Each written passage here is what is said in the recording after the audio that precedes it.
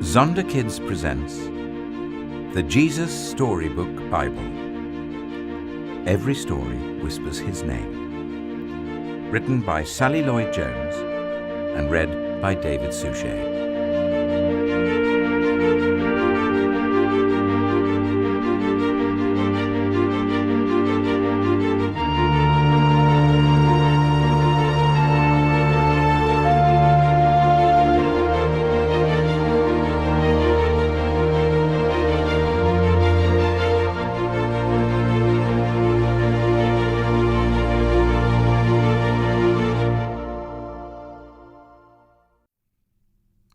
God makes a way.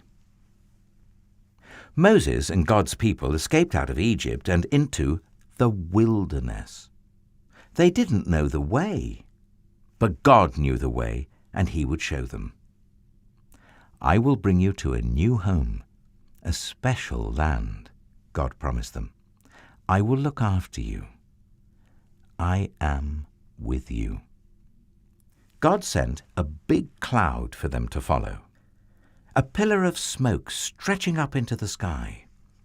It moved in front of them as they walked and shaded them from the blazing heat of the day. And when it was time to rest, it stopped.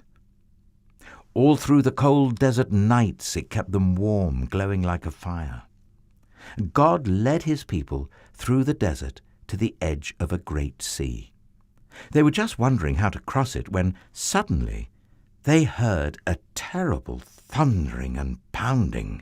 It sounded almost like horses' hooves. They shaded their eyes to look back and screamed. It was! Pharaoh and his army were coming to get them. Pharaoh had changed his mind again. "Get my slaves back!" he screeched and charged out into the desert after them with 600 of his fastest horsemen and every single chariot in Egypt. What were God's people going to do? In front of them there was a big sea. It was so big there was no way round it. But there was no way through it. It was too deep. And they didn't have any boats, so they couldn't sail across, and they couldn't swim across because it was too far, and they would drown. And they couldn't turn back because Pharaoh was chasing them. They could see the flashing swords now, glinting in the baking sun, and the dust clouds, and chariot after scary chariot surging towards them, so they did the only thing that there was left to do. Panic! "We're going to die!" they shrieked. "Don't be afraid," Moses said. "But there's nothing we can do," they screamed. "God knows you can't do anything," Moses said. "God will do it for you. Trust him and watch." "But there's no way out," they cried. "God will make a way," Moses said. Another minute and it would have been over. But then the strangest thing happened. God made the pillar of smoke move. It moved behind his people and hid them from the Egyptians. Then God sent a strong east wind to blow all night long. It blew on the water of the big sea. It blew it to the left and it blew it to the right until it blew it into two towering walls of water. And there, right through the middle of the sea, a muddy pathway opened up, and God's people walked across on dry land.